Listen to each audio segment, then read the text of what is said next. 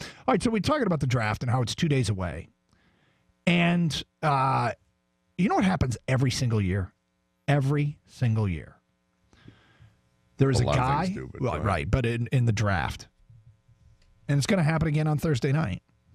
There's going to be a guy on the board at 20 that we didn't expect. There's going to be a guy on the board at 20 that you hadn't given much thought to because you didn't think he'd be there. Because every mock draft, or almost every mock draft, had him going way before 20 or before 20.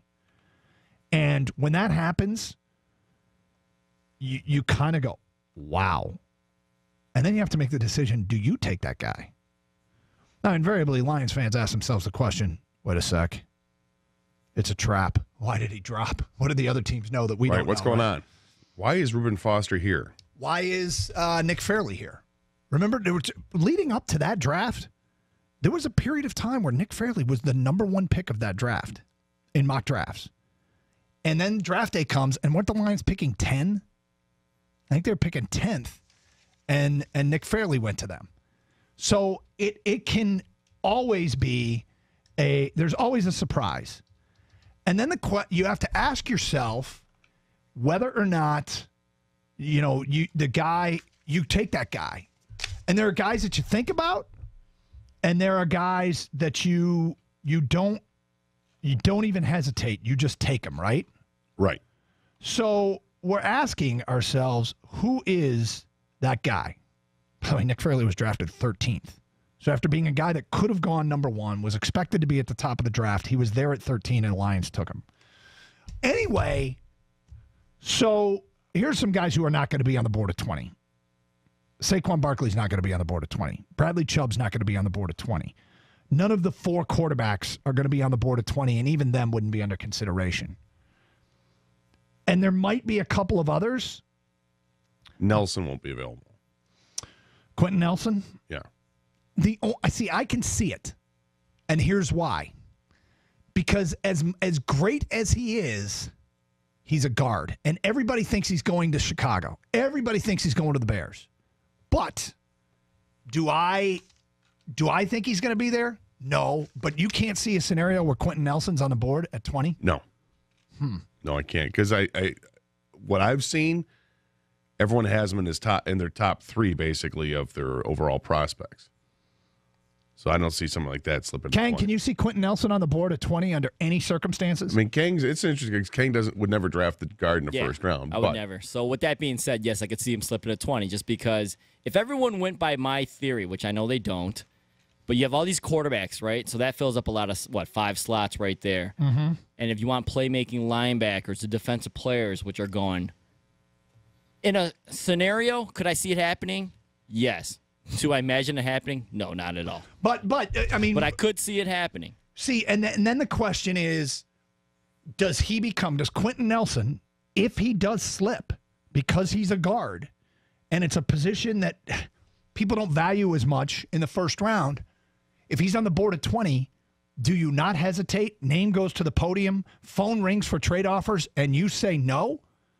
I'm not even answering the phone. You take him? Or does it matter who else is on the board? If the phone rings, you pick it up. You know what I'm saying? That you just don't. Is Quentin Nelson, if he's on the board at 20, you don't hesitate, you take him. First of all, I think there are several players that would fit this bill. Without a doubt. Okay, just so we get that clear, so you don't think I'm hedging on this. Yes. If he's on the board at 20, I don't hesitate. You don't hesitate. You don't even accept the trade of fielding a trade call. No. The Lions have a need on the interior offensive line. Center guard. Yeah, if you take him, he goes to guard, and Graham Glasgow goes to center. Yes, I would do that in a heartbeat if he's available. Now, the real question comes if there are two guys you deem to be. Right. Well, But I'm not going to go there. So let's just say that to him, yes, he'd be a guy that if he were there at 20, I would take. I could see myself taking trade calls for that pick. I could totally see myself taking, because I wouldn't put him in that have to take him category. Even though I think he's almost a sure thing, he's a guard, and I can't do it. Here's something else to keep in mind, though. If he starts to slip to 20, yep, I can't imagine the trade offers are going to be all that great because there's a reason he's probably slipped there. Well, yeah. They may not be as good as you might expect them to be. But no, that's a position of need for this team, and he's the best player in the draft at that position, and he's one of the best overall prospects, period, in the draft. To be clear, I don't think guard is a position of need. Center's a position of need. So you fill by selecting Quentin Nelson, you fill the center position because Graham Glasgow slides up. Oh, and Glasgow can play both positions, and Glasgow is very capable of playing both positions. However, Quentin Nelson at guard, you would imagine on paper going into this, and again, it's the draft that we don't know, but based on what we're told about him, yeah, that's a can't miss guy, and that's a guy that would be leaps and bounds better at guard than Graham Glasgow. I agree, but guard is not a position of need. I mean, it is when if guard center is a position. Okay, I think center's a position of need potentially. I'm still pissed about the whole Eric Ebron thing and then signing a center, a starting center who might not be very good, but at the end of the day, you signed him and don't draft his replacement. But I don't think of guard as a position of need. But Kang, if Quentin Nelson's on the board at 20, do you take him no matter what? No, you guys already know that. Kang's not a guy who takes guard in the first round. Roquan Smith. If Roquan Smith is the surprise drop guy, and again, not sure that it's possible, but if he is on the board at 20, do you say, nope, I don't care who else is on the board, and I'm not fielding phone calls? I don't care who else is on the board. If it's Roquan Smith, that's my guy. Kang, if Roquan Smith is on the board at 20, do you not even field phone calls? You just take him? That's a guy I put in that category. Just take Roquan Smith. I agree completely. If he drops to them at 20. I like this. We're narrowing it down. Well, okay. See, but this is... Got to have consensus of all three. Yeah. And then, of course, the people can sound off to it. 248-539-9797. Who's your guy? That's what we're inviting, and it can be more than one.